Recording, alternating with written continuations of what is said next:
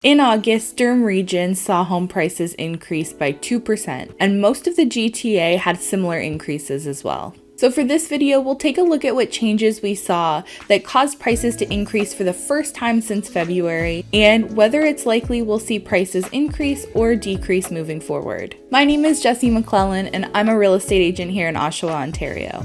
If you would like to stay up to date on what's happening in the market, especially in Durham Region and the GTA, then please subscribe to our channel. And if you enjoy this video, I would really appreciate you giving it a thumbs up because it does help me reach more people like you.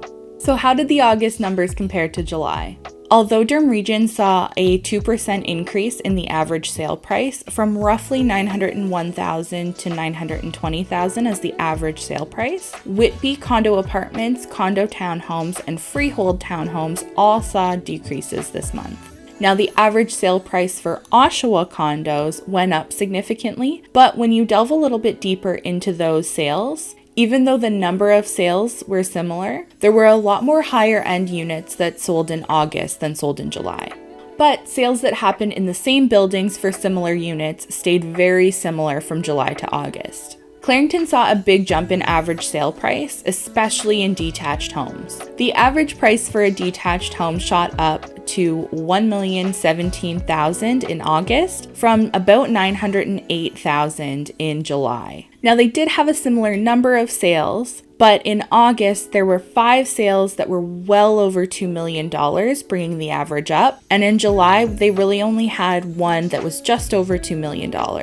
Now, I also think it's important to note that homes over $2 million take a lot longer to sell, and most of them had been sitting well over 30 days. They just all happened to accept offers in August. Usually in August, it's common to see a drop-off in the number of new listings. It's the last full month of summer, right before kids go back to school, and it's not uncommon for people to put off buying or selling real estate during that time.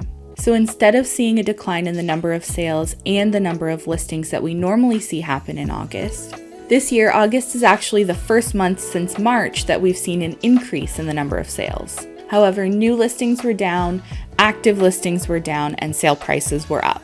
The most likely reasoning for this is that although people held off on selling their home because of back to school and end of summer, the buyers were driving this increase in sales because they wanted to make sure that they would purchase before the interest rate increases again. Because if they didn't and their pre-approval expires, then they have to go through the process all over again and get approved at a higher rate.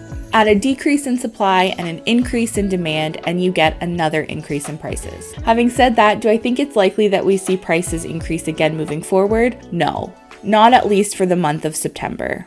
I think August just had the perfect recipe for a small price increase, but I think with the interest rate increase that's about to happen, we'll likely see prices cool down a bit again. Anything could happen though. If the Bank of Canada were only to raise rates 0.25% instead of the expected 0.5 to 0.75, who knows, maybe September looks different.